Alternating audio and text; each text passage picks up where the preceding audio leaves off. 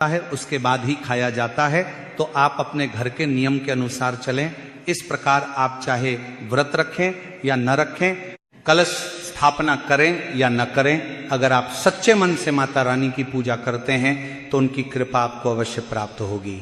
सबसे जरूरी है आपका भाव, आपकी श्रद्धा और आपका विश्वास। माता रानी हमेशा अपने भक्तों की मनोकामना पूर्ण करती हैं, बस हमें सच्चे दिल से उनका स्मरण करना चाहिए। इसी के साथ महाराज कुछ लोग दूसरों को देखकर बहुत कठिन व्रत शुरू कर देते हैं, लेकिन बाद में शरीर साथ नहीं देता और उन्हें परेशानी होने लगती है। इसलिए सबसे पहली बात हमेशा यह ध्यान रखें कि व्रत कभी भी अपनी क्षमता से अधिक नहीं रखना चाहिए। भक्ति में मजबूरी नहीं होनी चाहिए, बल्कि सहजता होनी चाहिए। अब महाराज हम ये समझते हैं कि व्रत रखने के अलग अलग तरीके क्या होते हैं। कुछ लोग ऐसे होते हैं जो पूरे दिन बिना कुछ खाए पिए रहते हैं और केवल शाम को भोजन करते हैं। कुछ लोग फलाहार करते हैं, कुछ लोग फलाहार करते हैं जिसमें वे फल, दूध, दही और हल्के आहार लेते हैं। कुछ लोग दिन में 2 बार भी खा लेते हैं, लेकिन व्रत वाले नियमों का पालन करते हैं। इन सभी तरीकों में से आपको वही तरीका चुनना चाहिए जो आपके शरीर और दिनचर्या के अनुसार सही हो। अब महाराज एक बहुत महत्वपूर्ण बात आती है कि व्रत में हमें किन चीजों का सेवन करना चाहिए और किन चीजों से बचना चाहिए।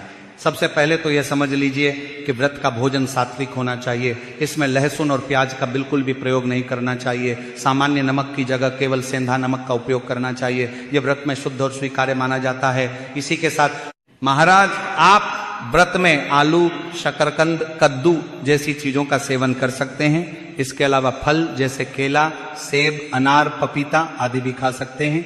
सूखे मेवे जैसे बादाम, काजू, किशमिश भी शरीर को ऊर्जा देते हैं, इसलिए इन्हें भी लिया जा सकता है। दूध और दही भी व्रत में बहुत उपयोगी होते हैं, क्योंकि ये शरीर को ताकत देते हैं और कमजोरी नहीं आने देते हैं। अब महाराज कुछ लोग ये भी पूछते हैं कि क्या हम व्रत में मसालों का उपयोग कर सकते हैं। तो आपको बता दूं कि व्रत में बहुत सीमित मसालों का ही उपयोग करना चाहिए। जैसे आप जीरा, काली मिर्च और हरी मिर्च का उपयोग कर सकते हैं। कुछ लोग सौंफ का भी प्रयोग करते हैं, लेकिन गरम मसाला, हल्दी, धनिया पाउडर जैसे सामान्य मसालों का उपयोग व्रत में नहीं करना चाहिए। अब महाराज तेल की बात करें तो सरसों के तेल से बचना चाहिए। व्रत में घी या मूंगफली के तेल का उपयोग करना अधिक उचित माना जाता है। इससे भोजन भी हल्का रहता है और शरीर पर भी अच्छा प्रभाव पड़ता है। अब महाराज एक और महत्वपूर्ण प्रश्न है कि व्रत में टमाटर खाना चाहिए या नहीं। तो ये अलग अलग परंपराओं पर निर्भर करता है। कुछ लोग टमाटर को फल मानकर खाते हैं, जबकि कुछ लोग इसे व्रत में नहीं लेते। इसलिए आप अपने घर के नियम और परंपरा के अनुसार ही इसका निर्णय लें। अब हम एक और महत्वपूर्ण विषय पर बात करते हैं कि अगर कोई व्यक्ति व्रत नहीं रख रहा है तो क्या वह सामान्य भोजन कर सकता है। इसका उत्तर है हाँ, लेकिन कोशिश करें कि नवरात्रि के दौरान सात्विक भोजन ही करें। लहसुन, प्याज से बचें और भोजन को सरल और पवित्र रखें। इससे आपका मन भी शांत रहेगा और आप पूजा में अधिक ध्यान लगा पाएंगे। अब महाराज एक बहुत जरूरी बात जो अक्सर लोग पूछते हैं कि अगर हम व्रत के नियम पूरी तरह से नहीं निभा पा रहे हैं तो क्या माता रानी हमसे नाराज हो जाती हैं। तो इसका उत्तर है बिल्कुल नहीं। माता रानी माँ हैं और माँ कभी अपने बच्चों से नाराज नहीं होती, खासकर तब जब बच्चा अपनी क्षमता के अनुसार प्रयास कर रहा हो। इसीलिए अगर आप किसी कारण से सारे नियम नहीं निभा पा रहे हैं तो चिंता करने की कोई जरूरत नहीं है। जितना आपसे हो सके उतना ही करें और सच्चे मन से माता रानी का स्मरण करें।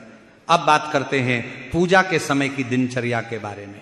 अगर आप नियमित रूप से सुबह और शाम पूजा कर सकते हैं तो बहुत अच्छा है। सुबह के समय स्नान करके साफ कपड़े पहनकर पूजा करें और शाम को भी एक बार आरती अवश्य करें।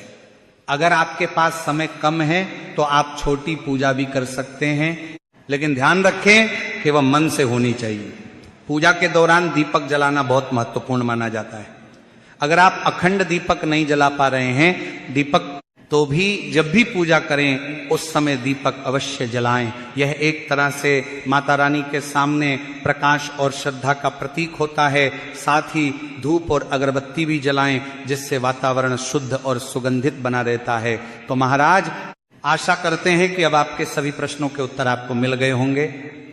अगर फिर भी आपके मन में कोई सवाल है तो आप पूछ सकते हैं। और यदि आपको यह जानकारी उचित लगी हो तो वीडियो को लाइक करें, चैनल को सब्सक्राइब करें और कमेंट बॉक्स में जय माता दी जरूर लिखें। धन्यवाद।